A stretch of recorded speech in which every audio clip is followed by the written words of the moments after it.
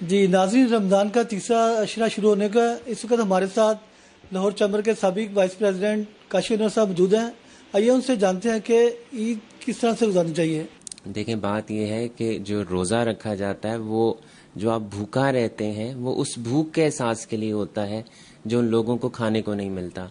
اور عید بھی جو اب ہم مناتے ہیں وہ اس بھوک سے کے بعد ہم مناتے ہیں.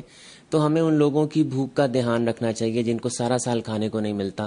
ہم تو ایک مہینہ نہیں گزار سکتے، تو میرے مطابق تو ہمیں سارا سال ان لوگوں کا دھیان رکھنا ہے جن کا کوئی دھیان نہیں رکھتا. اور جس طرح سے یہ رمضان گزرتا ہے، نہ یہ ایک مہینہ گزرا ہے، ہماری زندگی کے سال اس طرح سے گزر رہے ہیں. ہمیں آنے والے وقت کا جو اگلی دنیا ہے اس کا خیال رکھنا ہے.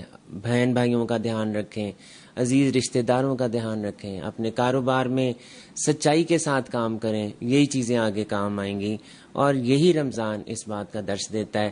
اپنے ملک کے ساتھ سنسیئر رہیں، یہ سنسیئرٹی ہی آگے کام آنی ہے، اور یہی ہماری نجات کا ذریعہ بنے گا. دو چار دن پہلے نا بڑی گندی خبریں، بری خبریں آتی ہیں کہ جناب فلاں بندہ جو بیچارہ اپنے بچوں کے لیے عید شاپنگ کا اہتمام نہ کر سکا اور اس نے خودکشی کر لی. سر اس حوالے سے آپ کیا دیں گے؟ دیکھیں، پہلی بات تو یہ ہے کہ جو ہمارا کنبہ تو وہ ہیں جو ہمارے بہن بھائی ہیں، ہمارے رشتہ دار ہیں، ہمارے پڑوسی ہیں. ہمارا فرض تو ان کا بنتا ہے کہ پہلے ان کا دھیان رکھیں. اور اگر صرف میں ہی اپنے کنبے کا دھیان رکھ لوں تو میرا حال ہے کسی بھی کنبے کو کسی بھی چیز کی ضرورت نہیں پڑے گی. آپ بھی کنبہ ہیں، میں بھی کنبہ ہوں. اگر ہم اپنی ذمہ داری کو سنبھال لیں تو شاید اسٹیٹ کو بھی اس کی ضرورت نہیں پڑے گی. ہم اسٹیٹ کی طرف نہیں دیکھیں گے.